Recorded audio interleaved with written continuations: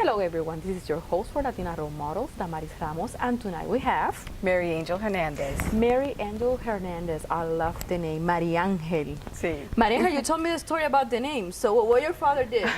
Well, my name was supposed to be Maria de Los Angeles, but as soon as my dad saw me, he's like, forget it. As soon as she gets in trouble, by the time we call her name, she's gonna be running out the door. And Mariangel was born On November 30th. Here in the United States in New York.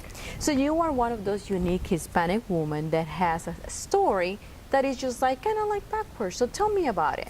So I was born in New York, and then we moved actually to New Jersey. How old were you when you moved to New Jersey? I was 5 years old, so I do consider myself a Jersey girl. And then I went to school, graduated high school, started college, but then I got the itch to find out where my parents were from and find out about my roots. But tell me about how was it to be grown in a Hispanic home in an American place? It was a little difficult because at home all we did was speak Spanish, and then all my friends were American. I had some Hispanic friends, so we had a combination. My friends would come to my house and hear salsa, merengue, vallenato, and then I would go to their house and we would hear rock, and so it was very different. The food, everything. My parents, our culture, the Colombian culture is very different from the American culture. So sometimes it clashed a little bit.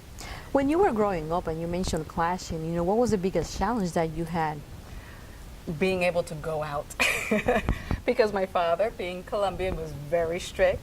So it was hard for me to go out. I had to get permission, and it wasn't as easy as my American friends.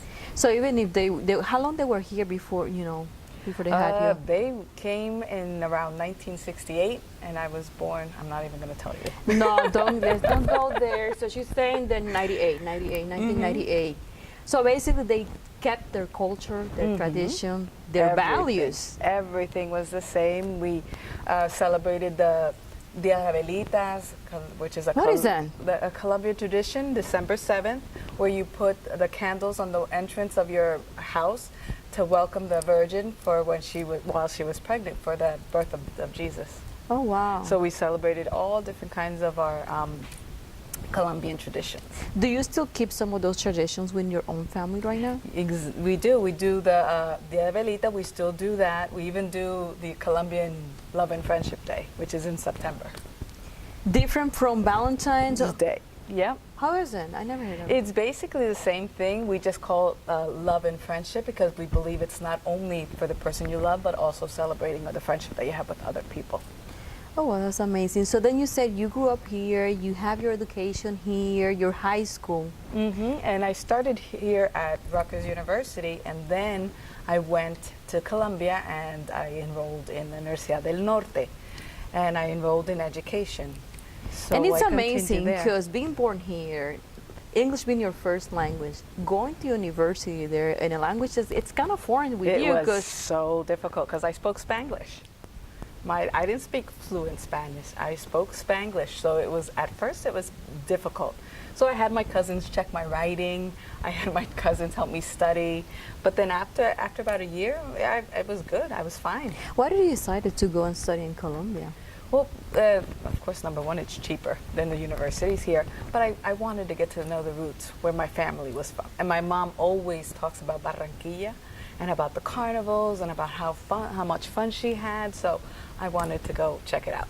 So when you were there, was it what she was telling you? Exactly what she was telling me. It was so much fun.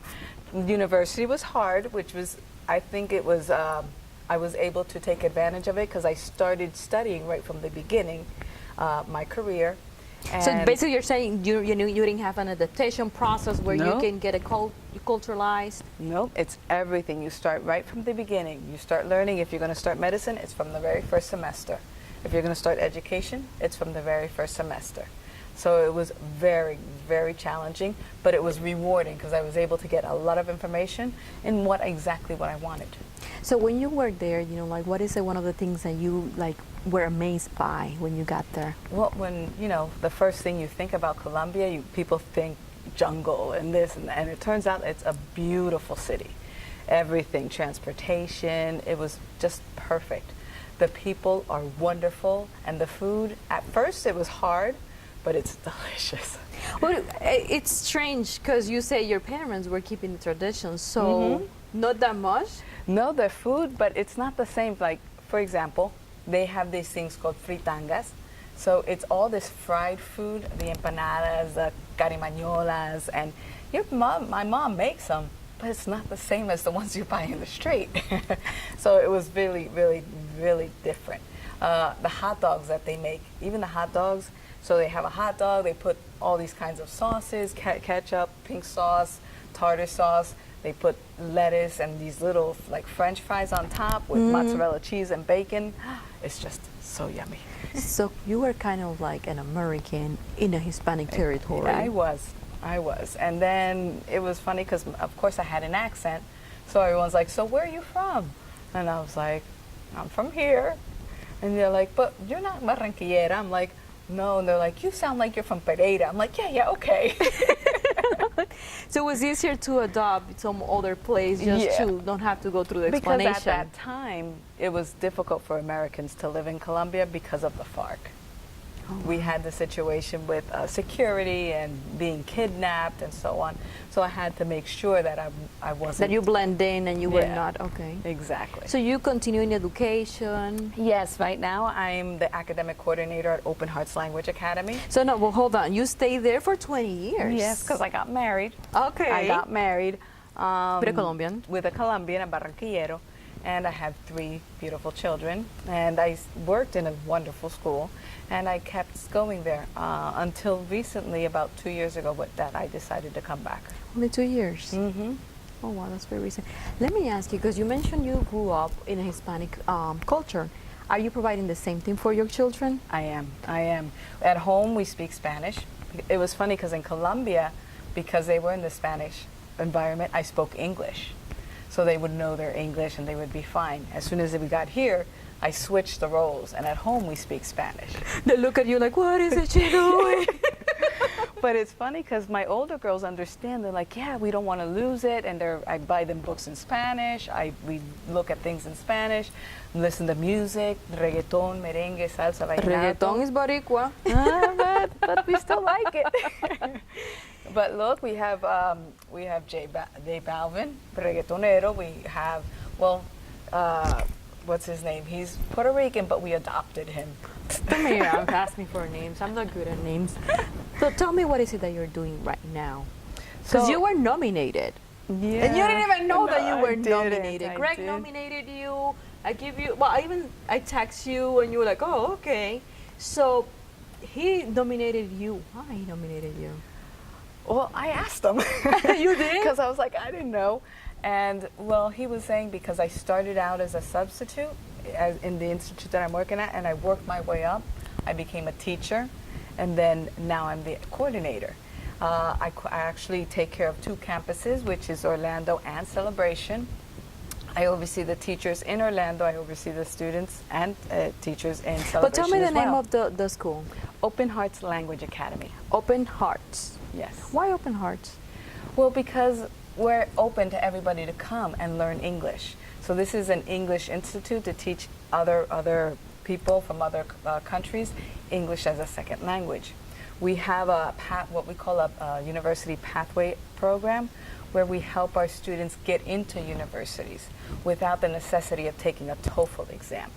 So usually when foreign students come to study in American universities, they need to take this test called TOEFL, and they need to have a certain point to be average to get in. With us, if they reach a certain level, we help them get into universities which we have an agreement with. We have actually an agreement with 40 different universities. So how do you get your students? What is the outreach market that you're doing? We do many things. We have internet, we have Facebook pages, we have people who contact, we have agents who work with us that we work with from all different countries. And then they just get the word out. So your ideal candidate, right now we have people coming from Puerto Rico. We have actually about 85 to 90% of our population are Brazilians. Brazilians. It's a very strong community. It's growing rapidly. Then we have Hispanics. I have Colombians, some Puerto Ricans. I had Chileans and Venezolanos. I have a lot. And then I also have Saudi Arabians and Asians and Europeans. So I have a different. So basically, the goal for the school is to help them increase their English skills. Yes. So what is the process? Once they get there, what is the process that they should be expecting? Well, we do first like a placement exam. So we see what level they are, because we have from basic level all the way to the elite. The elite is the advanced level. Once they are placed in a certain level, they have to go through a certain curriculum to be able to pass that level. And they continue until they're able to graduate. It's it online or they go there? They have to be, it's in presence. Do you have an online component for older people? Not yet, not at this moment. Not Is at it the moment. something that they're expecting to bring? We haven't discussed it yet. I think because with education, in my feeling, it's better having that contact. Most students understand and acquire their learning if there's a personal contact with them. They feel more secure. They feel that they're understood more as well.